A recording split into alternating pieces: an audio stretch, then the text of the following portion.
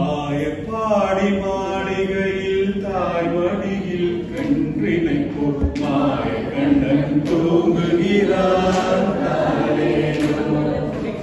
ஆயப்பாடி மாளிகையில் தாய்மடியில் வென்றினை மாய கண்ணன் தூங்குகிறார். அவர் வாய் நிறைய மண்ணை உண்டு மண்டலத்தை காட்டிய பின் ஓய்வெடுத்து தூங்குகின்றார். ஓய்வெடுத்து தூங்குகின்றார். ஆயப்பாடி மாளிகையில் தாய்மடியில் வென்றினை மாய கண்ணன் தூங்குகின்றார். பின்னலிட்ட கோபியரின் கண்ணத்திலே கண்ணமிட்டு மன்னவன் போல் லீலை செய்தான் தாரேலோ.